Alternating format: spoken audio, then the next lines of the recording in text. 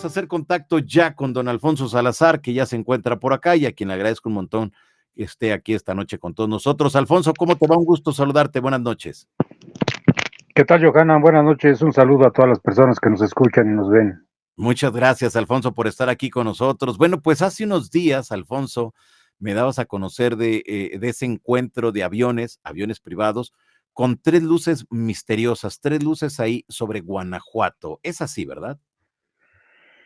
Bueno, sí, el reporte nos lo dio nuestro amigo Enrique Colbeck. Él reportó efectivamente que tres aeronaves ejecutivas, dos de matrícula mexicana y uno de matrícula norteamericana, tuvieron un encuentro con objetos voladores no identificados. En el momento que uno de los aviones de matrícula mexicana estaba descendiendo, solicitó permiso para que se pudiera elevar, ya que estos objetos voladores no identificados, que ellos los describieron como objetos luminosos que estaban precisamente frente a la trayectoria del avión mexicano y que posiblemente pues hubieran ocasionado un choque en vuelo, por eso el piloto mexicano solicitó elevarse. Para esto nos dijo nuestro amigo Enrique Colbeck que se le solicitó la información visual al otro piloto de el avión mexicano y dijo que efectivamente eran varios objetos con luces muy brillantes que estaban moviéndose de un lado a otro sobre la zona donde este avión ejecutivo mexicano iba a aterrizar. El tercer avión, un avión de matrícula norteamericana, se lo solicitó información y él dijo que efectivamente los objetos estaban volando más abajo de su trayectoria de vuelo. Lo que llamó la atención es que pues estos objetos voladores no identificados pues alteraron la ejecución del aterrizaje de ese avión mexicano, cosa que pues, es muy peligrosa en lo que se refiere a la aviación. Inclusive hubo un reporte interno del Centro de Control México informando sobre esta situación que, como te digo, puso en riesgo la seguridad aérea de este avión mexicano. Claro, al momento que hablamos, al momento que escuchamos acerca de estos reportes, quizá no somos conscientes de la magnitud de este problema, Alfonso. ¿Cómo nosotros debemos de entender cuando una aeronave tiene que cambiar su trayectoria o tiene que subir, ascender o descender? O sea, todo esto ya implica costos y todo esto implica que no es así tan sencillo como agarraras un carrito o un avioncito de papel, baja, sube. No es así, ¿verdad? No, porque estás alterando, en este caso estos objetos alteran la seguridad aérea, están afectando directamente la operación de una aeronave en el espacio aéreo mexicano. Como te digo, fue tanto pues el incidente que se levantó un reporte a nivel pues del Centro de Control México para informar precisamente y que si en alguna otra ocasión, como ya lo ha sucedido en varias ocasiones, pues qué se tiene que hacer, ¿no? Darle la instrucción al piloto. En este caso, pues fueron tres los aviones ejecutivos de matrícula 2 mexicanos y uno norteamericano que se vieron afectados por estos objetos voladores no identificados. Claro. A la fecha, ¿el gobierno de México hizo algo? ¿Investigó el incidente? ¿Se sabe? No, mira, los ovnis para el gobierno mexicano no es su interés. Ellos tienen otros intereses a nivel país y pues lo de los ovnis se deja pues para programas de domingo en la tarde nada más. O sea, ellos no opinan de nada de este tema, ¿no? De los objetos voladores no identificados. Claro. Muy bien. Alfonso, tenemos que se dio una audiencia pública en la Cámara de Diputados muy importante, donde, bueno, pues pilotos, controladores, gente de otros países vinieron precisamente para puntualizar ese aspecto en que los pilotos tendrían que hablar a la sociedad, informar de lo que ha ocurrido.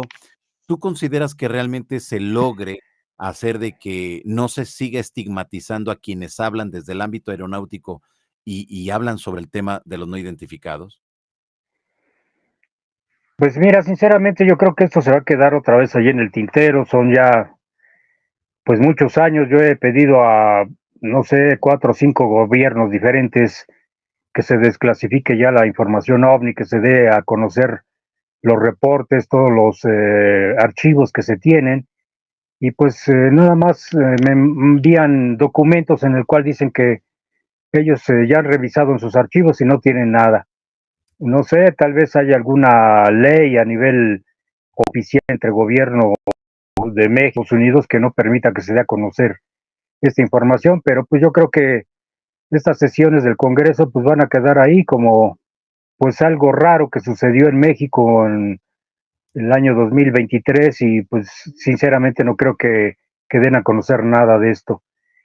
Puntualizando un poco más esto de que un objeto volador no identificado pues esté en la trayectoria de vuelo de una aeronave, Sí. te puedo comentar de primera mano que hace, pues que será cuando estaba el presidente Ernesto Zedillo en funciones, despegando en el Boeing 757, tuvo que tomar otra ruta, ya que un ovni se encontraba precisamente en la ruta de despegue del avión presidencial mexicano.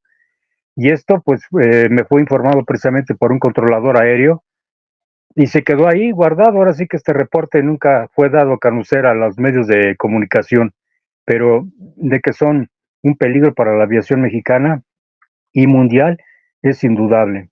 Claro, esto último que acabas de mencionar es muy fuerte, ¿no? El tema de los ovnis representa un peligro para la aviación, es así tal cual. Así es, y pues Enrique Colbeck y yo lo hemos dicho por más de 20 años en los programas que realicé con el licenciado Jaime Maussan de la desclasificación de los documentos de la CIA. Encontramos 3 casos que investigó la CIA directamente, que involucraban accidentes aéreos, por ejemplo, un Boeing 737 aterrizando en Pakistán allá por 1998. Al parecer se estrelló con estos objetos voladores no identificados y todos los que viajaban en ese avión murieron. Otro caso que investigó la Central de Inteligencia Americana fue de un Tupolev 144 en la Unión Soviética, cuando todavía existía, que también en el momento de aterrizar se encontró con un plato volador y se estrelló. Y el tercer reporte fue del Boeing 747 de Singapore Airlines, que en el año 2010 aproximadamente se estrelló también con un objeto volador no identificado que estaba en cabecera de pista en el momento del despegue de este gigantesco avión y del cual pues cayó sobre el cabecera de pista y murieron muchas personas, inclusive iban 2 mexicanos ahí, una pareja de mexicanos que sobrevivieron a ese accidente. Y si nos vamos más atrás, pues tendremos el famoso caso del avión Comet allá en la India en 1953, cuando despegando también se estrelló con un objeto volador no identificado. Tenemos el caso de un C-118 de la Fuerza Aérea de los Estados Unidos en 1953, que existe el reporte en el proyecto Blue Book de que la última transmisión que dieron fue de que chocaron con algo en vuelo y que hizo que este avión cayera. Y aquí te puedo contar de primera mano que a nosotros nos tocó en el hangar aquí de una empresa aérea en México, reparamos un Airbus A320 de la línea aérea LAN Colombia, que fue golpeado en la parte derecha inferior de la ventanilla del copiloto. Recibió un golpe por un objeto volador no identificado. Claro. ¿Qué tan común, qué tan normal son estos incidentes? Pues mira, dentro del medio aeronáutico hay muchos reportes. Yo todavía cuando estaba trabajando en una base aérea aquí en México, en el aeropuerto internacional de la Ciudad de México, me llegaron para informarme de que un avión A320 de Viva Aerobús había sido golpeado en la parte inferior del parabrisas derecho. Ya era muy tarde, yo pues prácticamente tenía que ya regresar a la casa, no tuve oportunidad de ver, el golpe que traía ese avión, y al día siguiente me informaron que efectivamente en la bitácora de vuelo se reportaba de que algo les había pegado en vuelo descendiendo sobre el aeropuerto de la Ciudad de México. Otro compañero, él trabaja en una línea aérea de carga, Mass Air, y uno de sus Boeing 767, también cuando llegó a la base aquí en México, al momento de hacer el check-up del avión, esto es cuando llega un avión, se revisa del fuselaje, alas, tren de aterrizaje, traía un fuerte golpe en el labio inferior del motor 2. Esto es que algo lo golpeó en vuelo. Y otro compañero que también volaba en ese tiempo en Volaris, él ya también está retirado de la aviación, me comentó que despegando en Tijuana sintieron un fuerte golpe en la parte inferior del avión, y él le dijo al capitán que regresaran al aeropuerto de Tijuana para revisar qué fue lo que les había pegado. Desgraciadamente, pues no, el capitán no quiso, se regresaron a México directamente, y al llegar aquí a la base México, pues vieron que efectivamente traía un fuerte golpe también en el motor 2. Y como estas historias, pues se quedan ahí guardadas dentro del medio aeronáutico, no sale a la luz pública todo esto. Claro, no sale a la luz pública, ¿por qué, Alfonso? ¿Porque los despiden, los castigan o por contrato no lo pueden hacer? Pues porque es información clasificada de la empresa que trabajas. O sea, tú cuando firmas un contrato para trabajar, pues debes de reservarte mucha información que se maneja dentro del medio aeronáutico. Los ovnis, te puedo decir que prácticamente desde los años 40 han acompañado a la aviación nacional. Tuve oportunidad recientemente de hablar con un amigo, es historiador aeronáutico, y él tuvo acceso a las bitácoras de vuelo de Pedro Infante, el famoso actor cantante del cine nacional. Y él, en su calidad de piloto aviador, tuvo dos encuentros ovni, uno despegando aquí de la Ciudad de México en un avión B-24, precisamente en el que se mató, y otra ocasión llegando a Mérida, Yucatán, tuvo oportunidad de ver unas esferas de luz roja. Y como esto, en el libro de los ovnis y la aviación mexicana, pues incluimos muchísimos casos de, por ejemplo, el famoso caso aquel de el avión guatemalteco, que siempre don Pedro Ferriz nos decía que él había hablado con las autoridades de Guatemala para que el capitán se quedara una noche aquí para que lo pudiera entrevistar en su noticiario, y le relató precisamente volando en un avión de hélice de estos, de ese 7, sin mal no recuerdo, sobre el estado de Oaxaca, se cruzó peligrosamente con un objeto en forma de cono, así como esos de que ponen los helados, él lo describió así, con una bola roja en la parte superior. Otro caso famoso, pues el de 1975, cuando un DC-9 de Aeroméxico, un Learjet de una compañía de taxi aéreo y un Turbo Commander tuvieron un encuentro peligroso con objetos voladores no identificados con luz roja que estuvieron afectando las operaciones aéreas. Otro caso que recuerdo, pues el del capitán Amezquita, volando un DC-9 de Aeroméxico, estuvo a punto de estrellarse en vuelo con un plato volador, así lo describió. El famoso caso de Raimundo Cervantes Ruano, que a bordo de un DC-9 de Aeroméxico también fue golpeado en el momento de aterrizar aquí cerca del World Trade Center, recibieron el golpe y entró en emergencia.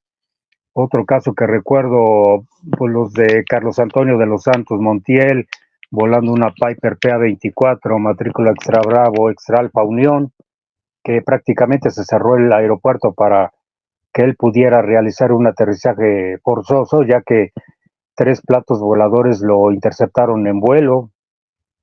O el caso de Rafael Pacheco, ese piloto que desapareció despegando aquí del aeropuerto de México y apareció una hora en Acapulco y lanzó por una frecuencia especial dada por la torre de control un mensaje de un supuesto ser extraterrestre.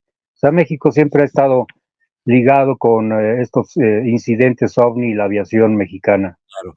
Alfonso, si hay tantos casos, porque aquí nos estás enumerando solamente algunos, ¿por qué si hay tanta casuística, el gobierno mexicano o la Secretaría de la Defensa Nacional o alguna otra instancia gubernamental no se ha tomado la molestia de darle seguimiento, documentarlos y no sé, quizá crear protocolos para cuando ocurra esto? Bueno, mira, extraoficialmente yo tuve oportunidad de hablar con un capitán piloto aviador, ya retirado también de la Fuerza Aérea Mexicana, y él me dijo que hubo un tiempo allá por los años 90 que sí la Fuerza Aérea Mexicana llevaba un control, un libro azul mexicano, me dijo él, de todos los reportes que ocurrían con aviones militares. Ahora, ¿por qué no hay un protocolo? Pues simple y sencillamente porque no les interesa. Ellos se Claro, rigen claro, bajo las normas de Estados Unidos, la Agencia Federal de Aviación. Pero, pues, o sea, ¿tú qué puedes hacer si vas volando un Boeing 767 de 500 toneladas con 400 pasajeros y se te atraviesa un ovni? Pues simple y sencillamente solicitar información a la torre de control, porque para mover un avión de ese tamaño a la velocidad que va, 800 kilómetros por hora, pues es muy difícil que te puedas esquivar un objeto de estos, ¿no? híjoles, y es ahí precisamente donde radica la importancia, donde radica este asunto de que son un peligro, ¿no, Alfonso? Sí, como te digo, es no nada más aquí en México, en muchas partes del mundo ha pasado. Me recordaré yo, ahorita estoy en comunicación con el capitán Julio Darwich, él es comandante de un Airbus A320 y me dice que pues él como piloto, ¿qué puede hacer? O sea, tú vas volando Claro. recto y nivelado con tu plan de vuelo y si se te atraviesa un objeto de estos, pues tratar de evitarlo, ¿no? Pero pues a él le ha tocado ver en muchas ocasiones, él ha volado 737, 767, hablando de tipos de aviones en diferentes partes del mundo, y me dice que pues prácticamente todas las aerolíneas del mundo hay encuentros de ovnis con aviones, y si te vas a los reportes hemerográficos, por ejemplo en mi archivo, que acabo de terminar el libro de ovnis y aviones, parte número 2, pues ahí podrán ver nuestros amigos que adquieran el libro que de prácticamente desde la Segunda Guerra Mundial hasta el año pasado hay reportes de encuentros con ovnis en todo el mundo. Ya, muy bien. Ahí tenemos esta parte, así que jóvenes, si tienen alguna pregunta, es el momento que la hagan. Ya saben la palabra pregunta en mayúscula para irnos rápido y tendido. Me llamó la atención lo de Pedro Infante. A ver, danos más detalles. ¿Cómo te enteras? Nuevamente repítenos, ¿cómo te enteras de esta información? Bueno, mira, el año pasado desgraciadamente murió el capitán Vitar. Él era el dueño de la escuela Vitar y él prácticamente pues era un ícono de la aviación mexicana. Él fundó la escuela de vuelo Vitar y él conoció de primera mano a Pedro Infante. Me contaba él que era una persona muy amable, muy afable y que pues en su carrera de aviación desafortunadamente tuvo 3 accidentes aéreos, uno de los cuales pues fue cuando le pusieron las placas de metal en la cabeza, otra ocasión cuando perdió el rumbo y pues cayó su avioneta ya por Michoacán, y la última cuando se estrelló en el avión B-24, un avión que había sido bombardero allá en Italia en la Segunda Guerra Mundial y que lo compró de segunda mano para modificarlo y hacerlo un avión de carga. En un programa de El Gallo Calderón, cuando estaba en la XW, él estaba entrevistando a su esposa, a Irma Dorantes, y yo le hablé para preguntarle si había tenido Pedro Infante algún avistamiento ovni. Y pues la señora en un tono medio grosero me dijo que no sabía nada y que no le interesaba ese tema. Posteriormente con un amigo, Alfonso Flores, que es historiador aeronáutico, me dijo que él había tenido oportunidad de revisar las bitácoras de vuelo que todavía se encontraban guardadas en una caja que se las había prestado uno de los sobrinos de Pedro Infante y que le había llamado la atención que había 2 reportes de avistamiento de ovnis El primero, como te digo, fue despegando aquí de la Ciudad de México. Esto ha de haber sido por el año de 1956-57, Sí, y que se le pegó del lado izquierdo, abajo del ala, una esfera, de estas famosas esferas que hemos visto estacionadas sobre la Ciudad de México, ok, y que sí. lo acompañó aproximadamente por unos 5 minutos, y más o menos sobre la zona de Texcoco la esfera se alejó hacia el lado izquierdo. Y el otro reporte era de que volando en un DC-3 de la empresa aérea TAMSA, que era la empresa de Pedro Infante, también había tenido el avistamiento al momento de aterrizar de varios objetos de luz roja que se encontraban cerca del aeropuerto de Mérida.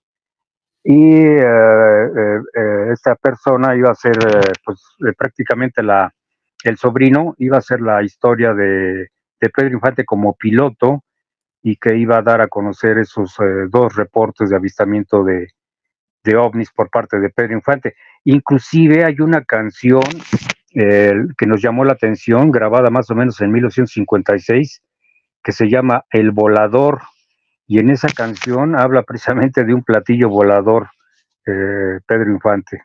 Pero la cantó Pedro Infante.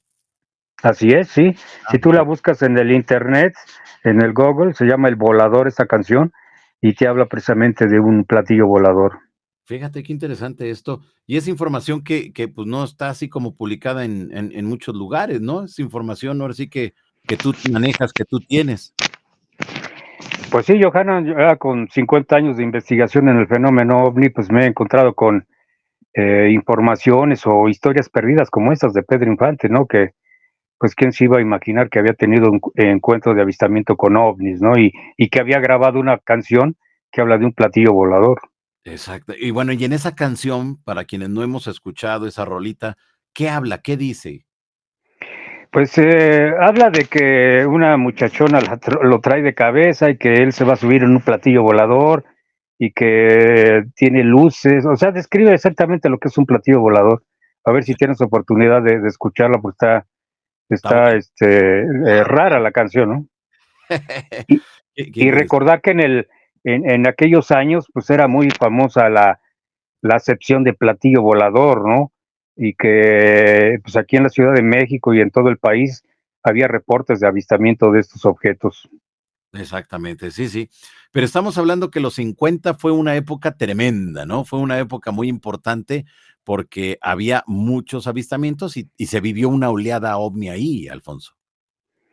Sí, a partir del 18 de marzo de 1950, si tú te vas a todos los periódicos que se publicaban en México, pues encontrarás reportes de todo, desde Monterrey hasta Yucatán, desde Acapulco hasta Veracruz, desde la Ciudad de México, reportando platillos voladores, reportando esferas, reportando avistamiento de supuestos humanoides. O sea, fue una época, un mes muy, muy rico en este tipo de reportes.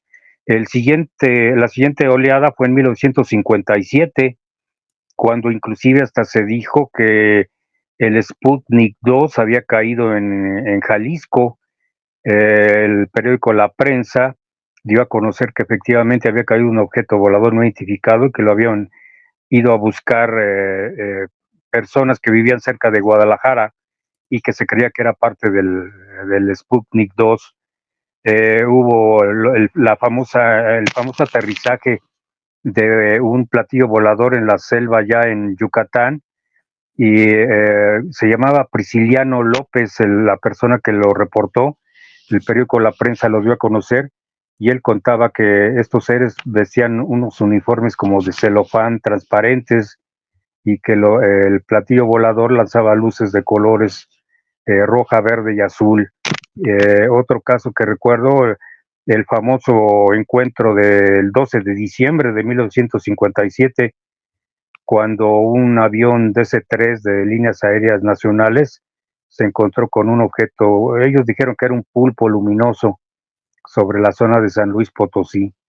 Y si te vas a buscar más reportes, pues encuentras mucha casuística ovni en México. Es lo bueno que en nuestro país se le daba puntual seguimiento a todos estos reportes y se publicaban en periódicos de la época. Claro que yo creo que ese es un muy buen antecedente porque ahí quedaron. Entonces, ahora con este trabajo que tú has hecho junto a Carlos Guzmán de rescatar muchas de esas notas que se publicaron, pues es que sabemos y tenemos el contexto histórico de la República Mexicana, Alfonso. Sí, pues prácticamente nosotros cubrimos desde 1950 hasta este año que siguen saliendo reportes de avistamiento de ovnis o, por ejemplo, se publicó en todos los periódicos de México lo de las sesiones en el Congreso de los diputados, ¿no? Tenemos cubierta prácticamente medio siglo y algunos reportes que he logrado yo recuperar de, por ejemplo, 1897 con el famoso buque volador, avistamientos ya entrando al siglo XX. Por ejemplo, Carlos Guzmán, su papá le relató de un reporte que encontró del avistamiento de un ovni en Tacubaya, el cual relataba de un objeto brillante que había iluminado como el día, por la zona allí de Tacubaya, pero ese reporte fue de 1935, 36 más o menos. Y algunas de las revistas o libritos que me ha tocado encontrar allí en las bibliotecas de Donceles, donde encuentras libros muy antiguos y revistas antiguas, en la cual precisamente aparece una fotografía de 1920 y se ve prácticamente un platillo volador ahí volando sobre una calle de Aguascalientes y fue publicado por revistas de revistas. O por ejemplo la fotografía que encontró nuestro amigo Roberto Contreras allá en Tasco Guerrero de un trompo volador que está sobre el templo de allí de Tasco Guerrero y que esa fotografía pues la tenían ahí como recuerdo y nunca se habían dado cuenta de que aparecía ahí un ovni. Claro, desde luego. Es decir, Alfonso, que hay muchos avistamientos, pero ¿esto se debe a qué? ¿A que hay algo? ¿Miran algo especial en la República Mexicana, en los mexicanos, o esto es a nivel planetario? No, pues es a nivel planetario. Por ejemplo, te digo, en la oleada del 65, que fue la más grande de México, que abarcó prácticamente 4 meses, y pues puedes encontrar reportes también de Argentina, de Bolivia, de Perú, de Chile, de Francia, de Indonesia, etcétera. O sea, encuentras reportes de todo el mundo, pero en especial, por ejemplo, la del 65 aquí en México, norte a sur, de oeste a oeste, no pasaba un día sin que no encontraras un reporte del avistamiento de ovnis en México. Y allí sí había reportes de avistamiento de objetos, había reportes de caída de objetos, había reportes de avistamiento de seres raros, había reportes de las autoridades que en ese tiempo sí hablaban un poco más al respecto, ¿no? Recordaré yo, por ejemplo, en la oleada del 50, el entonces secretario Hermenegildo Cuenca Díaz, el secretario habló abiertamente sobre los platillos voladores y obviamente él dijo que no, que todos sus pilotos volaban todos los días en todo el territorio mexicano y que no habían visto nada. En los años 60 se supo que hubo un avión que lo comisionaron la Dirección General de Aeronáutica Civil para que si tuviera algún reporte de algún avistamiento ovni, inmediatamente se dirigiera a la zona donde estaba el objeto. Y quedó ahí como información en un periódico ahí perdido de la prensa, ¿no? Pero, por ejemplo, en el caso tú pudiste entrevistar al ingeniero Jorge Olea, que él sí habló abiertamente de Correcto. sus avistamientos y que desgraciadamente su jefe en ese tiempo, José Gutiérrez Vivó, pues lo tomaba a chunga, a guasa, ¿no? Pero él te dio una entrevista muy buena donde te contó todo lo que vio en sus, no sé, 20 años de estar volando sobre México. Exactamente, así es, y que la gente que la desee escuchar, aquí le voy a poner acá arriba para que ustedes, aquí les pongo el link aquí arribita, aquí se les dejo el link para que ustedes lo escuchen y esto desde luego ya cuando haya terminado este programa, ¿ok? Aquí arriba se los dejo para que lo escuchen y vayan y se enteren de esa entrevista con el ingeniero Jorge Olea, que efectivamente ahí lo entrevisté referente a sus encuentros con ovnis y fue alucinante. Muy bien. Ahora, Alfonso, ¿por qué consideras que antes sí bajaban, incluso aterrizaban los ovnis, descendían los tripulantes y andaban caminando en las calles de la Ciudad de México? ¿Por qué en los 50 y 60 sí y ahora el 2024 no?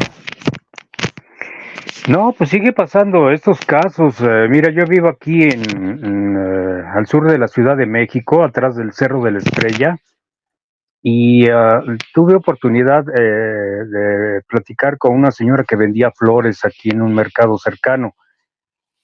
Atrás de donde vivo es una zona, hay un canal que viene de Xochimilco y hacia la parte trasera es un terreno gigantesco, le llaman el Triángulo, inclusive ahí luego llegan a aterrizar helicópteros tanto de la Marina o helicópteros civiles. Y ella me platicó que hace aproximadamente unos 5 o 6 años, un 24 de diciembre, cuando ella terminó sus labores de vender flores y se fue a su casa hacia la zona sur de la Ciudad de México, se fue caminando precisamente por esa zona donde está el canal es uno de los canales de Cuemanco que llegan hacia acá, y que ella había visto un objeto. Ella me dijo, un como platillo plateado, y abajo andaban unos enanitos vestidos de blanco como agarrando piedras y hierbas. Y luego yo hablé con otra persona que me dijo lo mismo, otra persona que trabaja en el mercado aquí de la Carmen Cerdán, y me refirió lo mismo, que él había tenido oportunidad de ver un platillo que había descendido en esa zona donde te digo, del Triángulo se le llama, y que había visto también unos enanitos caminando ahí. Y como estos casos que he investigado de primera mano, pues también he tenido, por ejemplo, en la zona del Cerro del Chiquihuite, este cerro que tiene muchas antenas. Allí también tuve oportunidad de hablar con una persona y me dijo que pues ellos tenían conocimiento de que habían visto seres raros ahí escalando ese cerro, y que habían visto luces muy brillantes en la zona del Cerro de la Estrella. Así que sí, siguen estas historias, ¿no? No es nada más de los años 60 o 50 que se publicaban en los periódicos. Sigue pasando esto del aterrizaje, descenso de estos seres, ¿no? Claro, exacto. Híjole, pues es que vivimos una casuística tremenda, Alfonso, que en realidad no logramos entender a un 100%, pero gracias a personas con esa investigación, ese estudio, ese análisis de la casuística ovni mexicana, nos damos cuenta que México tiene una cantidad considerable de información, aterrizajes, encuentros de ovnis y aviones, ataques del chupacabra o de la entidad biológica anómala, meteoritos raros y bizarros que han caído, de objetos que cayeron en la década de los 50, 60, 70 y que de repente se los llevó el ejército de Estados Unidos. Es decir, tenemos una casuística muy rica, Alfonso, pero que gracias al trabajo que tú has hecho junto con Carlos y muchos otros compañeros, es que se conoce eso. Sí, ahorita, por ejemplo, me llega a la memoria, hace años tenía oportunidad de dar algunas entrevistas a un programa de Los Ángeles, California, y allí en una ocasión habló precisamente un ex agente del CISEN, de Seguridad Nacional, y él relató una historia sobre que los mandaron a investigar precisamente sobre el aterrizaje de un objeto, de un platillo volador, así lo dio a conocer. Y en su relato él decía que había entrevistado a un señor ya muy grande, como de 80 años, y le preguntó, oiga, ¿usted vio el platillo que bajó? Esta persona dijo, sí, sí, yo tuve oportunidad de ver, baja en las noches, van como 5 días que baja este objeto, y baja un ser alto como de 2 metros, con pelo como platinado, color blanco, y una como coraza, como si fuera piel de pez, como en escamas. Y me llamó mucho la atención, tanto primero por el reporte que era de un supuesto exagente del CISEN que había trabajado en seguridad nacional y que los habían mandado a investigar a Michoacán. Fue esa historia, y me vino a la mente el caso de Cristina Leguízamo, esta contactada mexicana de 1967-68, que tuvo su encuentro con un supuesto ser del planeta verde, que ella relataba en un reportaje muy amplio que le hizo el periódico La Prensa, y ahí relataba precisamente que ella había tenido un contacto con un ser como de 2 metros, de cabello platinado y de una como coraza con piel como de pescado. Y ahí dije yo, son casi la misma referencia a la que está haciendo este señor de 80 años, que no creo que haya conocido el caso de Cristina Leguízamo, y esta contactada que relataba y describía a este ser con el que había tenido contacto. O sea, siempre hemos estado pues vigilados, y al parecer por algún tipo específico de seres que vienen pues a vernos, a cuidarnos, no sé, pero me pareció mucha casualidad de las dos descripciones que dio este señor como de 80 años. Ya, desde luego. Muy bien, Alfonso, minutos atrás mencionaste al expresidente de México, Felipe Calderón, un encuentro con ovnis. ¿Hay más, quizá, presidentes que hayan tenido un avistamiento o que les haya llamado la atención esta temática? Sí, precisamente uno de los pilotos del entonces presidente José López Portillo, viniendo de Cancún a México, una tarde muy soleada, les llamó la atención que se cubriera el avión como si hubieran llegado a una zona de nubes. Entonces me platicó este piloto que él se asomó. El Boeing 727 era un avión que tenía unas ventanillas en la parte superior para ver hacia arriba, y me comentó que efectivamente se les había puesto arriba de su avión un objeto en forma de platillo de apariencia metálica muy brillante, y los había acompañado pues por un gran tramo. No se le informó nada al presidente López Portillo en ese tiempo, pero sí tuve oportunidad ese capitán de relatarme su historia. Otro presidente que también era muy asiduo o le gustaban las historias de los platillos voladores era Miguel Alemán Valdés. Él inclusive en una escena que tuvieron con el presidente Eisenhower, relata a don Pedro Ferriz en uno de sus libros, Suma Platívola, creo que es este libro, que se le acercó el presidente Miguel Alemán y le preguntó: oiga, este señor presidente Eisenhower, ¿es cierto que cayó un platillo volador allá en Roswell, Nuevo México, en 1947? A lo que el presidente Eisenhower le dijo que sí, que efectivamente era una historia verdadera. Y posteriormente tuvieron un intercambio de información, inclusive tuvimos oportunidad de entrevistar Carlos Guzmán y yo a una señora y a un señor ya muy grandes, como de 80 años, y nos relató que su papá, siendo militar, lo había mandado a los Estados Unidos a tomar un curso de qué hacer cuando cayera un plato volador en suelo mexicano. Otro presidente que era muy asiduo a las informaciones ovni era Gustavo Díaz Ordaz. Él inclusive cuando el programa de don Pedro Ferriz lo sacaron del aire, el programa de Un Mundo Nos Vigila, lo quitaron de Canal 2, inmediatamente él habló a Gobernación y dijo que por órdenes de él regresar el programa al aire.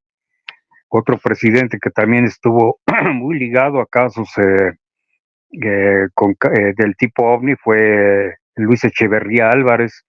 Él estuvo siendo secretario de Gobernación al tanto del objeto que había caído allá en General Terán en 1967 en Nuevo León, y que el cual fue traído aquí a la Ciudad de México, y que inclusive por órdenes del presidente Gustavo Díaz Ordaz vino a México un científico de la NASA para revisar el objeto que había caído, que era como una esfera más o menos del tamaño de un Volkswagen, la mitad de un Volkswagen. Y olímpicamente dijeron, pues, ¿sabe qué? Es parte de uno de nuestros cohetes, y se lo llevaron a Estados Unidos. Otro presidente que también tengo entendido que tuvo un avistamiento, también fue Ernesto Cedillo, eso por un documento oficial que me enviaron. en el cual cuando realizó una visita al Observatorio Astronómico de San Pedro Mártir, tuvieron oportunidad de ver un objeto metálico que estaba estacionado sobre la zona. Lo vio él y lo vieron pues varias personas de su gabinete que lo acompañaban aquella mañana. Otro presidente que también le llamaba la atención era Enrique Peña Nieto. Inclusive yo tuve oportunidad de mandarle mi libro Los ovnis y la aviación mexicana, y me habló su secretario para decirme que me agradecía el envío del libro y que lo estaba leyendo con mucho interés, que no se imaginaba que hubiera tantos casos de ovnis relacionados con aviones en México. Y de ahí, pues diremos que indudablemente sin la autorización del presidente en aquel entonces, Vicente Fox, se hubiera dado a conocer el caso de la Fuerza Aérea del C-26, porque indudablemente pues le han de haber preguntado a él si se daba a conocer este caso. Se lo dieron a nuestro amigo el licenciado Jaime Maussan, y que pues era otro también que de vez en cuando hablaba algo del fenómeno ovni. Y regresando a Luis Echeverría Álvarez, él habló abiertamente en 2 ocasiones, relatando el avistamiento de un objeto en forma de puro, muy luminoso, de color rojo, cuando se fue la luz allá en Cuernavaca en 1965, y que el entonces secretario de Gobernación, que era Jesús Reyes Heroles, también tuvo oportunidad de verlo, y un capitán de piloto aviador nos relató que él, volando su avión, Jesús Reyes Heroles, en un avión de Pemex, tuvieron un encuentro con un ovni en vuelo. Híjoles, pues es bastante la información que hay entonces, Alfonso, del interés de los presidentes de México en torno a esta temática de los no identificados. Bueno, ahora, Alfonso, ¿hacia dónde crees que vaya la investigación del tema de los ovnis en México? ¿El gobierno se involucrará? Estamos en un año electoral, estamos en un año de muchos cambios: presidente, gobernadores, Cámara de Diputados, Cámara de... Bueno, en fin, todo prácticamente el aparato de Estado se cambiará este año. ¿Crees que para la siguiente administración pudiera interesarle? Y si es así, ¿pudiera concretarse algo más para su investigación y documentación? Pues sinceramente no lo creo. Yo tuve oportunidad de entregarle una copia de mi libro a la candidata Claudia Sheinbaum. Eh, Se ve que le interesó el tema, pero pues trataremos ahora, si ella llega a ser presidenta de la República, pues trataremos de tener una comunicación directamente para ver si se puede realizar pues esta idea de tener una oficina oficial del estudio de los ovnis, y como lo tienen allá en Chile, como lo tienen en Argentina, como lo tienen en Perú, para que se puedan rescatar todos estos informes de toda la aviación comercial y de pilotos militares, ¿no? Ojalá y se pueda hacer algo. Ojalá, esperemos que así sea, porque creo que eso nos conviene a todos, ¿no? A todos nos conviene que se dé este tipo de apertura por parte de un gobierno, ya sea el de México o el de cualquier otro país, pero que se dé. Muy bien, si ustedes que nos miran en estos momentos, jóvenes ilustres, si desean cuestionar de algún tema a Alfonso Salazar, es el momento que lo hagan para que ustedes, bueno, pues también vayan obteniendo respuestas de nuestro invitado. Alfonso, de todo esto, de este trabajo tremendo que has hecho, ¿en algún momento has detectado quizá algún punto muy importante en la República Mexicana donde haya un número mayor, un número elevado de avistamientos ovni o de encuentros o de aterrizajes o de estrellamientos? Pues mira, prácticamente en todo el país hay reportes, pero aquí sobre la Ciudad de México, a lo largo de ya de tantos años que hemos tenido videos de Salvador Guerrero, de Don Demetrio Feria, de Arturo Robles Gil, pues nos hemos dado cuenta que aquí es un punto neurálgico. Aquí puedes ver desde esferas, puros voladores, platillos voladores, hasta hombrecillos voladores, ¿no? En el caso, por ejemplo, pues no hombrecillos, fue un tipo robot que videograbó, no sé si tú recuerdas esta videograbación que hizo Horacio Roquet de un ser como robot con una especie como de maleta que con una lámpara que estaba sobrevolando los edificios multifamiliares de Lomas de Becerra. Como te digo, aquí sobre la Ciudad de México, donde más se ha logrado videograbar tanto objetos raros como estos seres, ¿no? Voladores que en algunas ocasiones se acostumbran a bajar aquí a México, a la ciudad, ¿no? Otro de los estados, pues es indudablemente Puebla. Ahí siempre ha habido reportes desde los años 50, el estado de Guerrero, el estado de Oaxaca y recientemente el estado de Tamaulipas, con esta apertura inclusive del gobierno de Tamaulipas para pues dar a conocer todas estas historias allá de Tampico, ¿no? A partir de la famosa plana que se publicó allá en 1965 en los periódicos de, si mal no recuerdo, fue El Sol de Tamaulipas, El Sol de Tampico, que alguien pagó para decir que iba a bajar una nave muy grande, una nave extraterrestre, iba a descender y iba a estar sumergida en el mar frente a Tampico. Y de ahí en adelante, pues prácticamente los huracanes ya no les pegaron de lleno al puerto de Tampico. Allí se dice que posiblemente hay una base submarina frente a Tampico. Ya. Muy bien, vamos a ver por acá, jóvenes ilustres de las insólitas experiencias, vamos a ver si hay alguna pregunta. Gabriela te pregunta, ¿puede ampliar un poco sobre el caso de General Terán, Nuevo León, el objeto que cayó? Sí, este caso yo me enteré porque muchos de los casos que han sucedido en México, la primera información que sale es en Estados Unidos. Tuve oportunidad de revisar un paquete de informes desclasificados, de documentación desclasificada. En este caso fue de la Agencia de Seguridad Nacional de los Estados Unidos. Y allí venían 20 documentos en los cuales se daba a conocer que el 7 de febrero de 1967 habían caído dos objetos esféricos en la población de General Terán. Eran, como les comento, unos objetos más o menos del tamaño de la mitad de un Volkswagen, eran objetos muy grandes, de apariencia metálica como de platino. Entonces, el dueño del rancho Anacahuitas, donde cayó este objeto, se percató de este objeto que todavía estaba muy caliente, estaba pues lanzando humo porque había caído del espacio. Se esperaron como 3 o 4 días en lo que se enfriaba, lo subieron a una carreta y lo llevaron al municipio de General Terán, ahí con el presidente municipal, para informarle de lo que habían encontrado. Entonces el presidente municipal se comunicó con el representante de la Secretaría de Gobernación en el estado de Nuevo León y a su vez se comunicaron ellos con la oficina de la Secretaría de Gobernación en la Ciudad de México, y es cuando le dan el informe completo al entonces secretario de Gobernación, Luis Echeverría Álvarez, pues da la orden de que se traiga a México ese objeto. No dice cómo, si se lo llevaron en avión, si se lo llevaron en algún camión.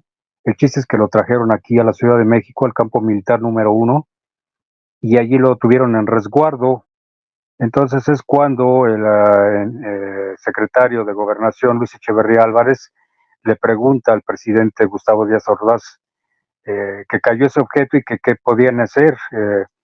Y el presidente Gustavo Díaz Ordaz le dice, pues manden a traer a alguien de la NASA para que revise el objeto.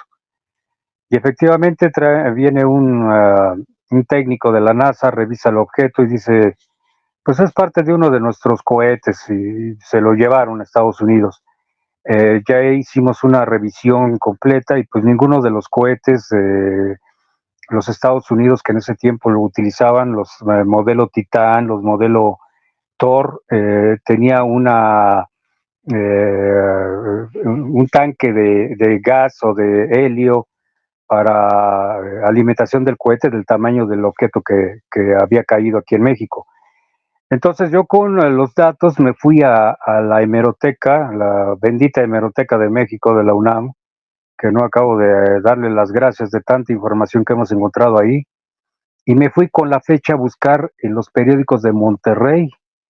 ¿Y cuál fue mi sorpresa? Que encontré dos fotografías de un agente del CISEN de aquella época de gobernación junto al objeto, y en otra fotografía cómo tenían este objeto en un, pues se ve que es como un laboratorio donde estaban revisándolo. Y pues para mí es uno de los casos más importantes de la caída de un objeto volador no identificado en México, y que está avalado por fotografías con informaciones periodísticas, y lo más importante que pues dos personajes que fueron presidentes de México tuvieron acceso a la información de este caso. Ahí está, pues es súper interesante todo esto que nos planteas. ¿Y para cuándo salen tus libros o qué, Alfonso? Hijo, pues ahorita el de los ovnis estrellados en México, es que hay muchísima información. Ahorita todavía estoy yo trabajando los casos de los noventas. Pues esperemos que a ver si en octubre de este año ya pueda salir ese libro, porque pues son muchísimos los casos, como te digo, desde el primero que tenemos el reporte de un objeto que cayó en Tlaxcala ya en 1856, y que hay referencia en un libro alemán de unos botánicos que vinieron aquí a hacer un estudio de las plantas en México. Pasamos por el famoso caso del ovni caído ahí en General Terán en 1967, el objeto que cayó en Tecpan de Galeana en 1955, que se llevó medio cerro. Pasamos por el famoso caso del ovni estrellado en Puebla, el ovni de Coyame, otro caso muy importante que cayó un plato volador en el estado de Tabasco allá por 1999. Otro caso que recuerdo en Guanajuato, en la famosa oleada del 65, y otro más, el de Juchipila, Zacatecas, en 1950, que inclusive las autoridades militares, el ejército mexicano, tuvo acceso a ese objeto. Y como eso te digo que son muchos, muchos los que tenemos ahí todavía, haciendo estas historias, ¿no? Para que quede lo más completo posible este libro. Claro, desde luego. Yo creo que va a ser un material de consulta, un material muy bueno, un material que nos puede llevar a entender la naturaleza de estos artefactos, Alfonso, y también, bueno, pues lo que se hizo o lo que no se hizo en las diversas administraciones presidenciales, lo que se hizo o no se hizo desde el ámbito militar, pero sobre todo también lo que se hizo y no se hizo en el ámbito de la investigación en México, en el ámbito Sí, civil. Alfonso. sí, por ejemplo, ahorita que dices eso, o sea, a veces donde menos piensas encuentras ahí eh, alguna historia perdida, ¿no? Hace un año aproximadamente tuve oportunidad de salir a comer aquí cerca de la casa, y estaba un señor ya muy grande, como de 80 años, y no sé, la persona que nos estaba vendiendo la comida le dijo general. Y yo le pregunté, oiga, ¿es usted general? Sí, yo soy general retirado del ejército. Y pues luego la pregunta, ¿no? Oiga, ¿usted sabe algo de los ovnis? O para eso te digo, era una persona muy grande, como de 80 años, y me dice, sí, dice, a mí me tocó, junto con mi grupo, ir a recuperar un plato volador que se estrelló cerca de las pirámides de Teotihuacán. Y Anda. le dije, chinga, a ver, platíqueme bien esa historia. Y se sentó el señor y me platicó que efectivamente él había participado en la recuperación de un plato volador que había caído cerca de las pirámides. Ese caso también lo vamos a dar a conocer allí en el libro de los ovnis estrellados en México. Y como eso te digo, puede haber pues, historias que se perdieron a lo largo del tiempo, pero pues Carlos y yo hemos tratado de recuperar todo eso para darlo a conocer, porque es historia de México y es la historia de los platillos voladores u ovnis en México. Exactamente, pues sí. y ojalá y salga pronto ese libro, que lo podamos ver y seguir enterándonos de todo este asunto. Muy bien, vamos con alguna de las preguntas de la gente que anda por acá. Dice Halcón Verde, ¿podrías hablar algo sobre alguna base intraoceánica que se tenga conocimiento? Te pregunta. Bueno, mira, a mí hace como 10 años me dieron una lista muy rara de supuestas bases intraterrestres aquí en México y ahí pues citaban Guanajuato, citaban Puebla, citaban Chihuahua, pero pues yo lo tengo ahí como un documento raro que alguien me lo llegó a dar, pero lo que se refiere a bases submarinas, pues indudablemente la historia está de Tampico, Tamaulipas, que pues siempre ha habido esa espinita, ¿no? De que qué puede haber ahí, porque indudablemente se grabaron objetos sobre el mar, objetos luminosos que entran o salen del mar, y alguna otra pues historia de allá por Mazatlán, Sinaloa también, que los pescadores de barcos camaroneros observaban luces de color rojo que entraban y salían del mar, que inclusive estas informaciones fueron publicadas en el periódico El Novedades. Alguna otra historia que recuerdo yo, publicada, no sé si tú te acuerdas, Johanna, en esos periódicos amarillistas que eran el Alarma y el Alerta, ¿Cómo no? Claro que que, sí.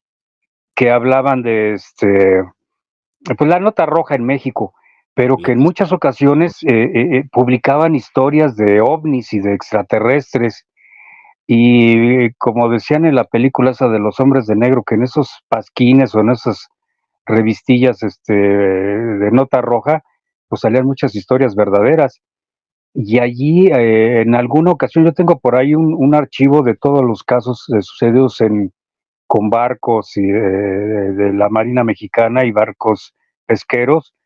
Reportaban la desaparición de 19 pescadores mexicanos en la zona de Mazatlán, precisamente durante pues una jornada de pesca de estos pescadores que se perdieron y que jamás los volvieron a encontrar, ¿no?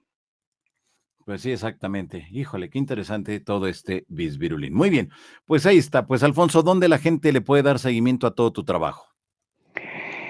Pues pueden checar en Google poniéndole Alfonso Salazar y OVNIs y ahí pueden ver pues muchas de las entrevistas que me han hecho. Por ejemplo, tú, son tantas entrevistas que me has hecho en diferentes medios en los que estabas. Por ejemplo, que tú eras la voz de Radio 1440 del programa de nuestro amigo en paz descanse Sergio Ruiz, ¿no? La otra realidad, que también estaba por ahí nuestro otro amigo que ya también falleció, Joel Roa, ¿no?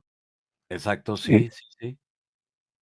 también me pueden ver, pues ahí pueden ponerle Alfonso Salazar y OVNIs y checar pues lo que he hecho dentro de, son 50 años de investigación con nuestro amigo el licenciado Jaime Maussan, tantos programas que he hecho con él, o de los documentos desclasificados de la CIA, que tuve que revisar 3,000 documentos de casos que pues nos quedamos asombrados, Jaime y yo, de ver todo lo que investigó la CIA en todo el mundo, ¿no? Y México pues no se salvó. Hay un documento que habla de un objeto que cayó y que mandaron a 2 agentes de la CIA a buscarlo en Sinaloa. Era un objeto en forma de puro y que había caído allí no dice exactamente la ubicación, pero dice el estado de Sinaloa y que inclusive les habían dado muy buenos viáticos para que vinieran a buscar ese objeto que había caído aquí. Otros programas que hice con History Channel, con Discovery Channel, con aquel programa que hicimos, ¿te acuerdas? De Argentina, Get. Uy, en el año 2000. No, pues hace un buen de tiempo de eso. Ya ni me acuerdo. 2001, 2002 fue eso. Que hicimos con nuestro amigo el escéptico, a quien le mando un saludo, Héctor Chavarría, que decía que lo que había caído en la Sierra de Puebla era parte del Cosmos 929 y que le demostré que no, que el Cosmos 929 cayó un año después en el Océano Índico y que cuando sucedió ese caso, el presidente Gerald Ford mandó al doctor Allen Hynek a investigar ese caso.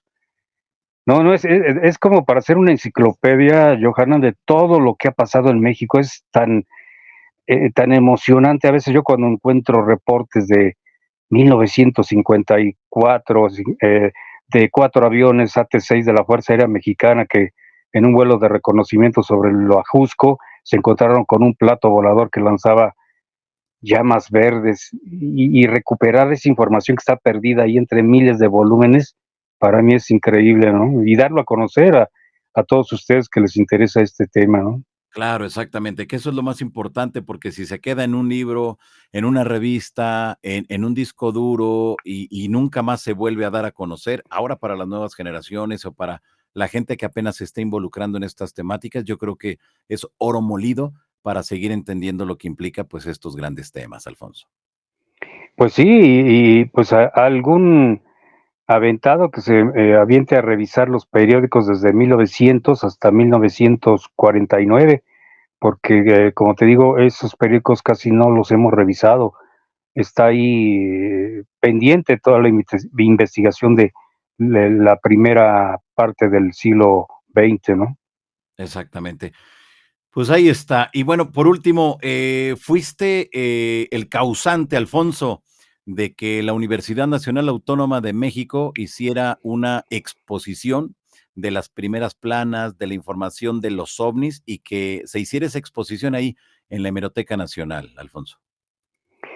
Sí, fíjate, esta fue una idea que me surgió a mí una vez que estaba allí en la hemeroteca y pues le expuse a Daniel Ciprés, que es el jefe de la sección de donde están todos los libros.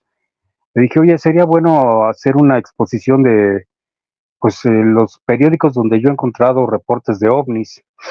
Y me dijo, pues sería buena idea, vamos a consultárselo al señor Dalmacio Sánchez, que es el jefe de toda la hemeroteca. Le expuse la idea. Le dije, mire, yo estoy investigando aquí desde 1977, cuando estaba en la preparatoria, que todavía estaba la hemeroteca ya en las calles de El Carmen y San Ildefonso. Yo fui la última generación que estudié allí en San Ildefonso. Y ya desde ese tiempo, en 77, me empezaba a ir ahí a la hemeroteca a buscar reportes raros, ¿no? Porque en 74, cuando empecé a juntar toda la información, la famosa revista Duda, si recuerdas tú, Johanna, eran Ah, los primeros que daban a conocer esos informes de ovnis. Y de ahí me surgió la idea, ¿no? Entonces me dijo el jefe Dalmacio, de ahí de la hemeroteca, que sería buena idea. Ya me pidieron las fechas de los periódicos, les di una lista como de 50 reportes en periódicos. claro. Ellos los buscaron y pues hicieron la exposición, mandaron a hacer pósters de fotografías de ovnis y un póster que estaba del periódico La Prensa, reportando el avistamiento del ovni el 12 de diciembre de 1957, del platillo en forma de pulpo que lo vieron en la tripulación de un avión de las líneas aéreas mexicanas. Y pues invité a Jaime Maussan que hiciera la inauguración y pues créeme que fue un éxito total porque 6 meses que duró esa exposición, me decían que inclusive sábados y domingos iban a verla y fue muchísima gente. Vino un grupo de Japón a hacer la investigación, precisamente un reportaje sobre la exposición, 125 años de reportes de ovnis en espacio aéreo mexicano, publicados en los periódicos de México.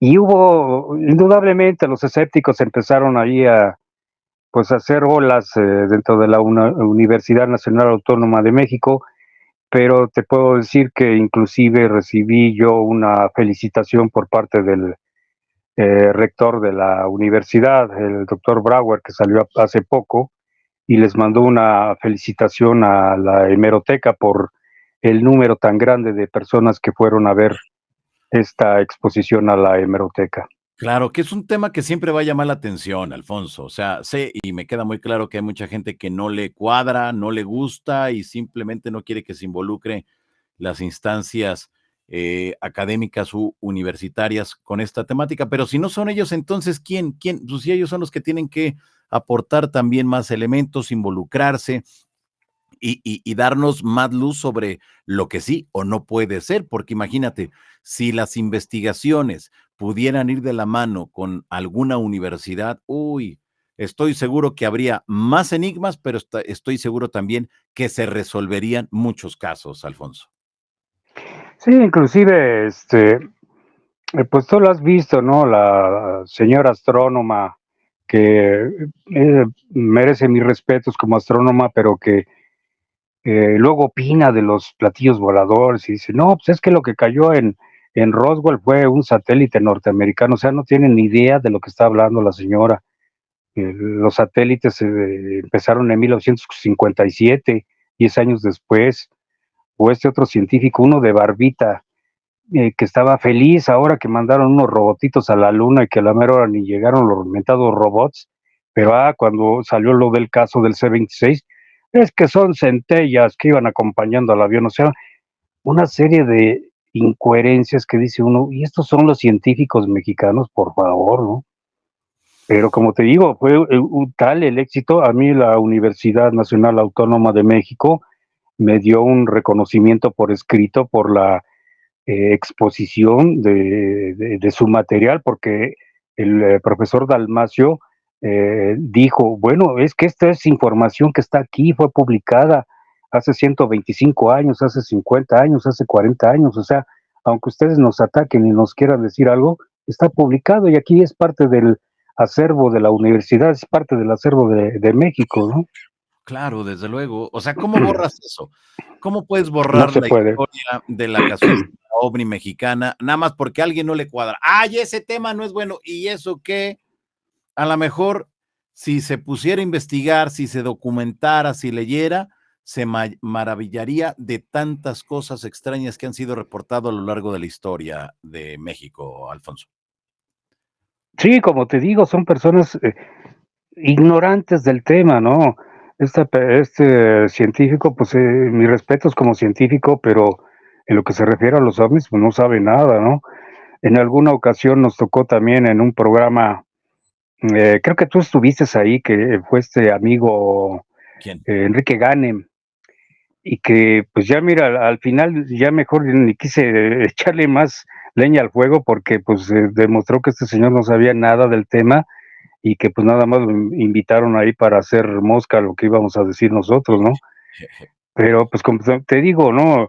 En el caso de Enrique Colbeck y yo, yo estuve 40 años dentro de la aviación mexicana, Enrique lleva más de 50 años, yo tengo más de 50 cursos de aviación, de física, de aerodinámica, o sea, está en chino que a mí algún escéptico venga y me diga o me quiera hacer creer lo que él cree que no existe, ¿no?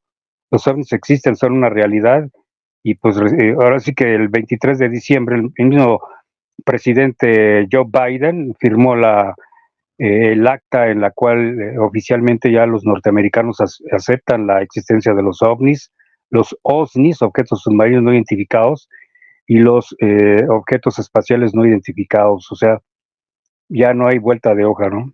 Exactamente, pues ahí está. Pues muy bien, pues Alfonso, pues muchas gracias por haber estado aquí esta noche con todos nosotros y compartirnos tanta información. Pues gracias a ti, Johanna, te felicito porque pues yo no conozco ningún otro periodista que tenga tanta información, que haya tenido tantos programas, que haya participado en tantos congresos y que mantienes en el periódico El Universal Gráfico cada domingo una sección sobre los ovnis. Te puedo decir que a mí me faltarán, no sé, uno o dos Ándale, ajá. reportes, tengo todos, es prácticamente una enciclopedia lo que tú has publicado en eso, porque el Universal Gráfico fue de los primeros periódicos que hablaron abiertamente de la existencia de los platillos voladores, allá pues los 1949, 1950. Exactamente. Y bueno, son 16 años ya de publicar ahí en el periódico, que muchas veces cuando volteo a ver todo lo que hay, 864 columnas son, 864 columnas y contando. Y más Sería aparte bueno los que lo publicaras en un libro, ay, pues yo, yo en un espero libro. que yo espero que sí, pero no, digo, no sé y no he encontrado en Latinoamérica si hay alguna otra columna, algún otro espacio que lleve tantos años publicándose. No sé si tú conozcas algún otro. No, mira, en México, por ejemplo, en los años 50, cuando fue lo de la oleada OVNI, el periódico La Prensa publicó, creo que una semana de reportajes. Luego, en 1965, hubo otro periodista, se llamaba Mondragón, se apellidaba Mondragón este señor, Cantón, Mondragón Cantón, un señor ya grande. Él sí publicó aproximadamente unos 30 artículos. Y de ahí pues nos vamos al periódico Cine Mundial, que durante la oleada del 65, que fue de las copias que te entregué, publicó aproximadamente un mes de reportes de ovnis, historias muy buenas. Y de ahí pues nos iremos hasta José Luis Martínez Jiménez en el periódico La Prensa, allá en los años 90, que publicó, pues que serían unos 3 años, 4 años, cada domingo publicaba una columna en la prensa, pero de ahí en fuera, que yo recuerde, no, en ninguna parte del mundo ha habido alguien que publique tantos artículos en tantos años. Claro, es decir, que pudiéramos pensar que entonces la columna Enigmas es la más antigua o la más longeva aquí en México al menos, ¿no? En Latinoamérica desconozco.